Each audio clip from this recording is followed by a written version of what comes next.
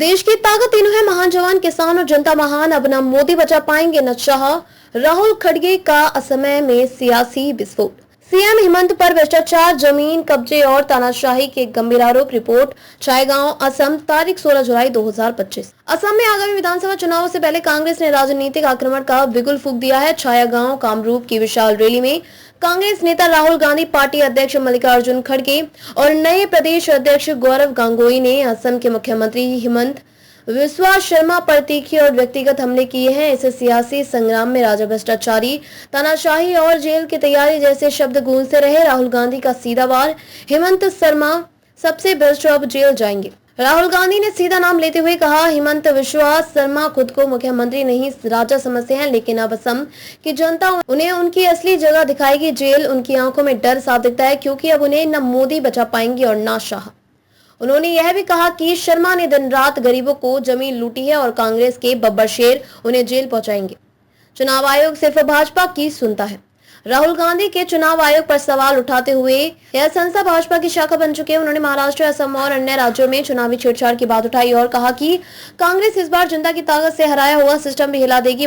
मल्लिकार्जुन खड़गे का तंज, जो कांग्रेस से भागा आज वही मुख्यमंत्री है। कांग्रेस अध्यक्ष खड़गे ने याद दिलाया कि हेमंत शर्मा कभी कांग्रेस के मंत्री थे और पार्टी छोड़कर भाजपा में चले गए। भाजपा को असम में सरकार बनाने के लिए हमारा ही आदमी उधार लेना पड़ा, यही उसकी असलियत है।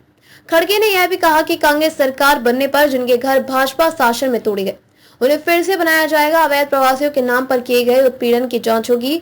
चाय बागानों के श्रमिकों को उचित वेतन और शिक्षा मिलेगी। युवाओं को रोजगार और गरीबों को सम्मानजनक जीवन दिया जाएगा। गौरव गोगोई का ऐलान, जो डर में जी रहे हैं उनके लिए लड़ेंगे।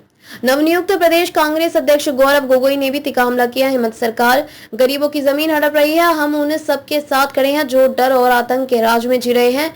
ये लड़ाई अब असम की आत्मा के लिए है। हेमंत विश्वा शर्मा का पलटवार, राहुल खुद बेल पर है। मुख्यमंत्री हेमंत विश्वा शर्मा ने भी पलटवार में कोई कसर नहीं छोड़ी। राहुल गांधी उसके आपराधिक मामलों में बेल पर है, उन्हें दूसरों की चिंता करने से पहले अपने गिरेबान में झांककर देखना चाहिए। उन्होंने कहा कि अगर राहुल गांधी मुझ पर हमला कर रहे हैं तो इसका मतलब है कि मैं सही रास्ते पर हूं। शर्मा ने विपक्ष को हारे हुए लोग कहकर खारिज किया, चुनावों में भारी जीत का दावा किया।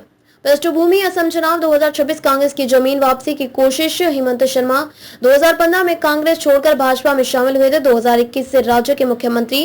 कांग्रेस ने 2024 लोकसभा चुनावों में पूर्वोत्तर में कमजोर प्रदर्शन के बाद असम को टारगेट स्टेट घोषित किया है। गौरव गोगोई के अगुवाई में कांग्रेस अब जमीनी संघर्ष और युवाओं के मुद्दे पर जोर दे रही है। भाजपा सरकार पर बेदखली, भूमि अधिग्रहण और एनआरसी, सीएए के मुद्दों पर लोगों को डराने का आरोप है। क्या कहती है राजनीतिक समीकरण? विश्लेषकों के मुताबिक राहुल गांधी का यह दौरा और खड़गे की मौजूदगी कांग्रेस के लिए बड़ा राजनीतिक संकेत है। 2026 के चुनाव को लेकर पार्टी गंभीर है और अब मैदान में पूरी ताकत के साथ उतरना चाहती है।